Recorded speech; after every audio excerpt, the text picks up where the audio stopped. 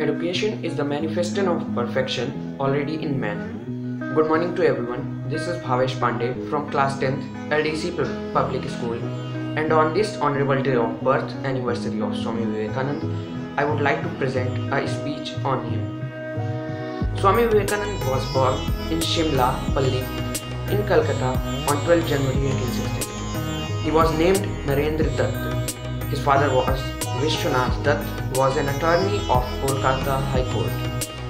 His mother was Bhuneshwari Devi. Narendranath's thinking and personality were influenced by his parents, the father by his rational mind and the mother by her religious temperament.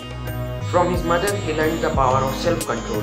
Young Narendra was an expert in meditation and could enter the state of Samadhi very quickly. He saw a light while falling asleep. Once he had a vision of Buddha during his meditation. During his childhood, he had a great fascination for wandering ascetics and monks. He was also an expert in games and naughty things. Even in his young age, he showed remarkable leadership qualities. His childhood friend was Kamal Reddy. In his youth, he visited the Brahmo Samaj and later he came in contact with Sri Ramakrishna. Sri Ramakrishna initiated him, and after his death, Naren left his house. Vivekanand became very popular after delivering lectures at many places of America and England. He came back to India and founded the Ramakrishna Maths and Mission in 1897. He also founded the Advaita Ashram in Mayavati near Almora on March 19, 1899. The ashram was a branch of Ramakrishna Maths. He composed the famous Aarti song Kandhana Bhavbandhana. Vivekanand's books of 4 yogas, Raj Yoga, Karma Yoga, Bhakti Yoga and Jnana Yoga are still seen as fundamental texts for anyone interested in windfall practice of yoga. His letters are of great literature and its spiritual spirit. He was also considered as a good singer and poet. By time of his death, he had composed many songs, including his favorite Kali the Mother. He used humor for his teachings and was also an excellent cook. His language is very free-flowing. These all works were compiled from 9 volume set, The Complete Work of Swami Vivekanand. A book titled Selection from the Complete Works of Swami Vivekanand is also very popular, knowledgeable and inspiring.